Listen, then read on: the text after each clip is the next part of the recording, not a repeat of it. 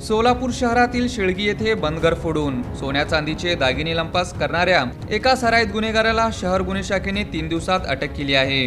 हर्षद गुलाब पवार वय 32 राहणार पिरंगुट तालुका मुळशी जिल्हा पुणे असे अटक करण्यात आलेल्या आरोपीचे नाव आहे।